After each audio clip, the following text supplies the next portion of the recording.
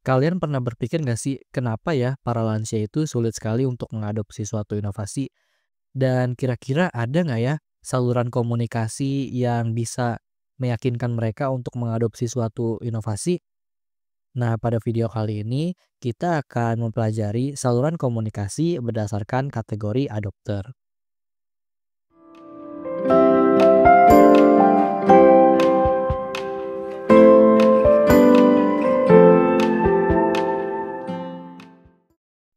Jika kalian menonton video ini sampai habis, kalian akan mampu menjelaskan 4 saluran komunikasi, lalu dapat menjelaskan 5 kategori adopter menurut Everett M. Rogers, dan yang terakhir kalian akan mampu mengidentifikasi saluran komunikasi yang tepat berdasarkan kategori adopter.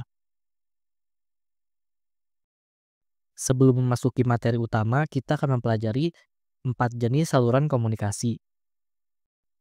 Saluran yang pertama merupakan saluran komunikasi media massa. Saluran ini dapat menjangkau massa dengan cepat yang bertujuan dapat menciptakan perubahan pengetahuan. Saluran ini menyebarkan informasi melalui radio, surat kabar, dan televisi. Namun, saluran ini lemah dalam mengubah sikap seseorang dan cenderung bersifat satu arah. Saluran yang kedua merupakan saluran komunikasi interpersonal.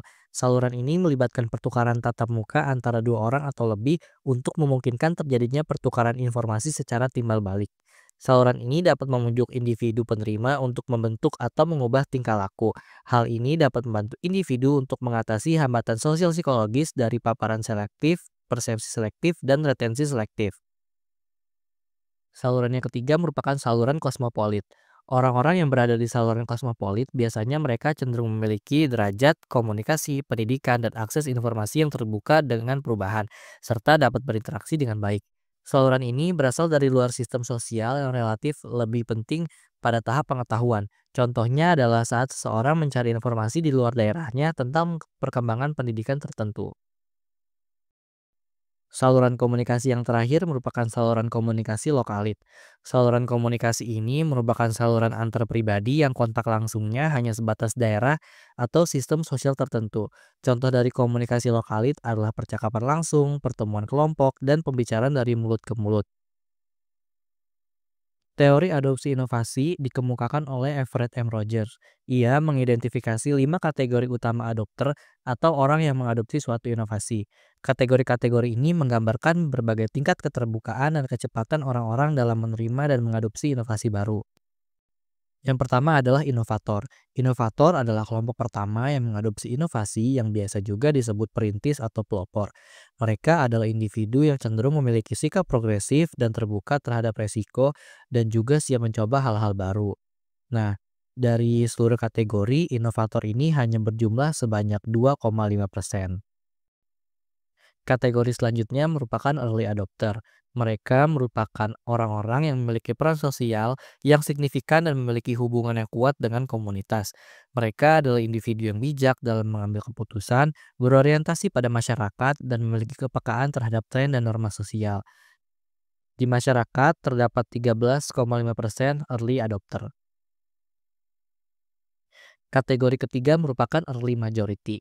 Early majority merupakan kelompok yang mengadopsi inovasi setelah kelompok early adopter. Mereka memiliki tingkat resiko yang lebih rendah dibandingkan dengan kelompok early adopter. Mereka lebih suka mengadopsi suatu inovasi yang lebih aman dan akan mencari bukti efektivitas sebelum mengambil keputusan mengadopsi inovasi tersebut. Kategori keempat merupakan late majority. Late majority merupakan kelompok yang mengadopsi inovasi setelah adanya tekanan sosial atau kebutuhan mendesak. Mereka cenderung skeptis terhadap inovasi, lambat dalam mengambil keputusan, dan mengadopsi inovasi setelah sebagian besar orang sudah mengadopsi inovasi tersebut. Kategori kelima merupakan laggard.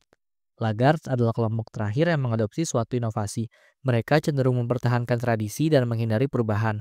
Lagarde memiliki sikap ketidakpercayaan yang tinggi terhadap suatu inovasi dan bisa membutuhkan waktu yang sangat lama untuk menerima dan mengadopsi inovasi baru tersebut. Dalam proses difusi inovasi, tiap saluran komunikasi memiliki keunggulan dan kekurangannya tersendiri. Oleh karena itu, saat memanfaatkan saluran komunikasi ini perlu mempertimbangkan berbagai faktor yang salah satunya adalah kategori adopter. Setiap kategori adopter memiliki jenis saluran komunikasi yang berbeda dalam proses difusi inovasi.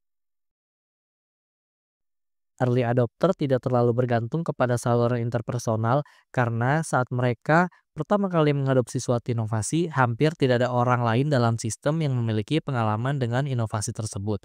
Sedangkan orang late adopter tidak terlalu bergantung kepada media massa karena mereka sudah bisa mendapatkan kumpulan informasi dan pengalaman dari orang-orang early adopter yang bisa didapatkan melalui saluran komunikasi interpersonal saat mereka ingin mengadopsi suatu inovasi. Sebagai catatan, orang-orang early adopter merupakan orang-orang yang sudah memiliki kebutuhan untuk mencoba hal baru, dan pesan dari media massa sudah cukup untuk membantu mereka melewati masa ragu untuk menerima suatu inovasi. Saluran komunikasi yang bersifat kosmopolit lebih memiliki relevansi bagi orang yang menjadi early adopter suatu inovasi daripada orang yang menjadi late adopter. Inovasi diintroduksi ke dalam sistem dari sumber eksternal, dan orang-orang yang menjadi early adopter lebih mengandalkan saluran komunikasi yang bersifat kosmopolit. Orang-orang yang mengadopsi inovasi pertama kali ini kemudian berfungsi sebagai saluran komunikasi interpersonal dan lokalit bagi teman-teman mereka yang akan mengadopsi inovasi di masa mendatang. Nah, jadi apa ya jawaban dari pertanyaan di awal tadi?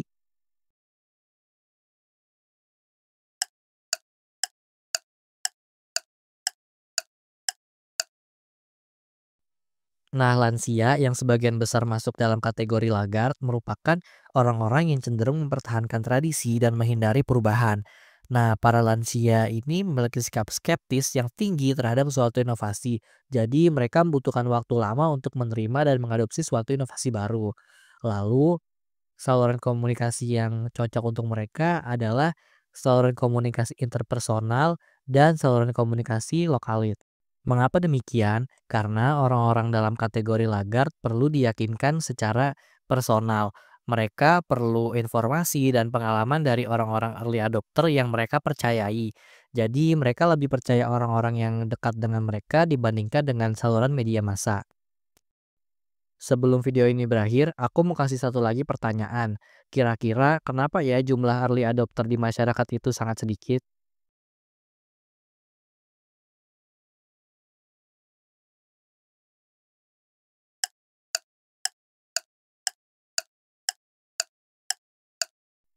Ya, betul banget. Karena sebagian besar orang di masyarakat itu cenderung menghindari resiko dan menunggu bukti keberhasilan dari suatu inovasi. Selain itu, produk inovasi biasanya sangat mahal di awal.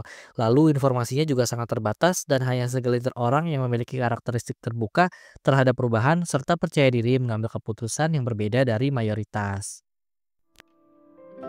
Sekian video pembelajaran kali ini. Aku ucapkan terima kasih ya untuk kalian yang udah nonton sampai habis.